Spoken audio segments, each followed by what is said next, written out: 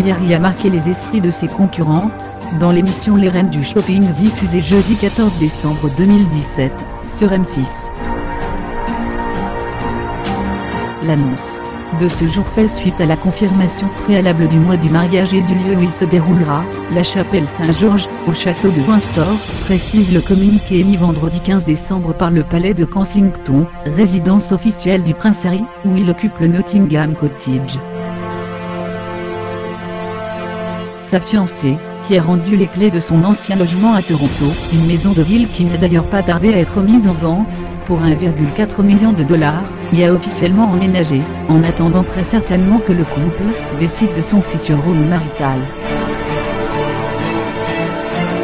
D'après les précédentes déclarations de l'attaché de presse du prince, Jason Knopf, le prince Harry et Meghan Markle souhaitent plus que tout un mariage à leur image familiale mais sans laisser le public, déjà si épris de leur couple, à la porte.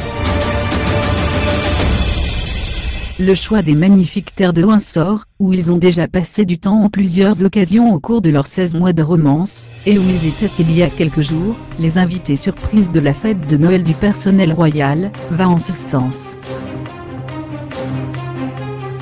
Lors du grand jour, le prince George et la princesse Charlotte de Cambridge, neveu et nièce du prince Harry, joueront en la chapelle Saint-Georges, église d'une capacité de 800 personnes, le rôle de page et de demoiselle d'honneur, comme un an plus tôt au mariage de Pippa Middleton et James Mattern, le 20 mai 2017 à Anglefield.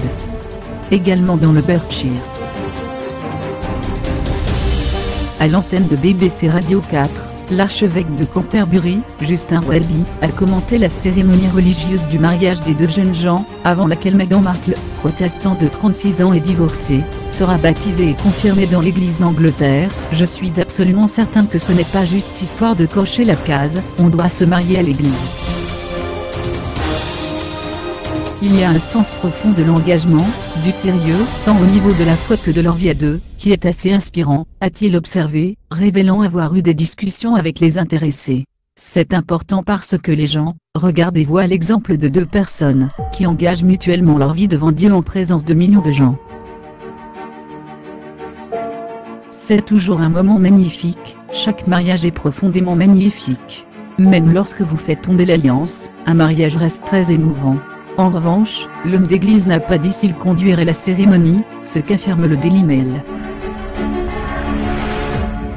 Le quotidien remarque par ailleurs que la date du mariage d'Harry et Meghan a quelque chose d'insolite. Le 19 mai 2018 se jouera aussi la finale de la FAQ, prestigieux trophée du foot anglais.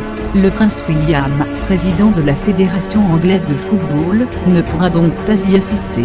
Sa mission de témoin prévaudra ce jour-là. La duchesse Catherine sera également présente, puisqu'elle aura accouché le mois précédent de leur troisième enfant.